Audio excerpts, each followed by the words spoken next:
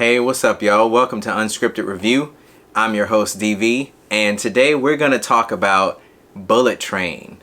So, I just got to start off by saying I am very thankful for this movie. Like, this movie came out for me at the right time. Because with all the stuff going on about all the other entertainment things that I like, all my Marvel movies and some of these other changes that they've been making out here in Hollywood has, just made me sour on the whole industry. And then Bullet Train comes out. And man, oh man, thank you, Brad Pitt and the rest of the crew for making this movie. This movie was awesome. So, these trailers have been coming out forever. Like, I've been seeing these trailers in the theaters. It feels like forever. Like, I was joking with Wildebeest. I was telling him that it feels like we've been watching these trailers since 2015. It hasn't been that long, obviously. But man, oh man, it feels like it has been. It's been so long. I don't know if this got pushed back because of the pandemic or what, but I just feel like we've been seeing these trailers forever. And it definitely exceeded my expectations. I was hoping for something that was along the lines of, a Guy Ritchie film or a Edgar Wright film, that type of quirkiness, comedy type thing. And man, oh man, it was excellent. And the cool thing about it is I don't think this thing had a big budget. I'll put when I'm done recording, I'll probably post the actual budget that they had to make this movie. It didn't seem like they had a big budget. It takes place in just a few locations, so they don't go all over the world or anything. It's pretty much, like it says, on a bullet train.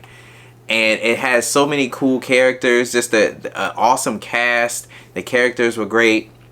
The storyline is very basic, but not basic in the sense that it doesn't make any sense. Like, it's like so basic that it's boring. No, this actually is a pretty cool premise. It has some witty banter between all the characters. Some of my favorite characters were Lemon and Tangerine. They're the twins. You'll see them in the trailer also, but those two are great together. Like the chemistry and just the banter between those two is awesome. Brad Pitt's character, his code name was Ladybug, and he was really good. Brad Pitt, I mean, there's not too many movies that he's in that I just think he does a terrible job. He does a great job in this one, and his character is kind of a lucky, unlucky dude. Like, he lives through a lot of stuff, but everything around him gets pretty much destroyed. So the movie pretty much is about retrieving a briefcase. These people have a briefcase. Brad Pitt steals the briefcase, and then everything starts to happen from there. And then you get to learn backstory of certain characters that you're introduced to, certain characters that are part of the main story arc, and they all are interconnected. So it's very, very cool. And shout out to Bad Bunny. Yo, Bad Bunny. So I'm a big WWE or wrestling dude in general because I watch AEW and I watch WWE. But Bad Bunny is probably one of the best guest stars, that performed at a WrestleMania. Like, this dude is doing moves that some of the veterans don't even do. So it's good to see Bad Bunny doing things outside of music. He's actually pretty cool, and he has an awesome personality. He's a go-getter, so I respect that. So shout out to Bad Bunny. He had an appearance in this movie. You'll see him in the trailer also, but he has an appearance in this movie as the Wolf. And man, he does a great job. His backstory, though, like the Wolf's backstory, is actually pretty messed up. Like, it's actually pretty sad. But seeing him in this movie was awesome. Seeing my girl Zazie Beetz make an appearance. You see her in the trailer too, trying to kill Brad Pitt. I can never turn down an opportunity to see Zazie Beetz, if y'all know what I mean. Oh, okay. Anyway, Zazie Beetz is in this thing. Let's see, Joey King. She plays the young girl in this thing, trying to look all innocent and stuff. Like, we just have a great cast, man. Everybody in this was awesome. Michael Shannon ended up he's the the big bad in this whole thing. He does a great job. Like, man, this was great. It was fun. It was funny. It was violent. Like, people getting, limbs cut off and stabbed and shot and beat up, and man, it was good. And I like the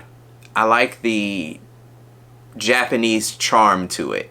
Of course, this is Americanized because that's how it is, but it has that Japanese charm, and you'll know what I mean when you check this one out. It just has different things in it that scream Japan, and it's so out of place that it's hilarious. Like, I can't say it because I don't do spoilers. I'm not going to do a spoiler review in this one. This one is no spoiler, so I'm not going to tell you a specific scene that I find absolutely hilarious.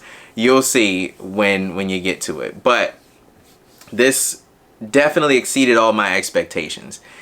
I knew it was going to be good. Like, I knew it was going to be good, but I didn't know it was going to be this good. Like, this definitely, like, since this is the second half of 2022, it already, I mean, I've only seen like what, maybe, no, I think this might be the first one of, no, I think I've seen another movie between now, between my last one and this one for the second half of 2022.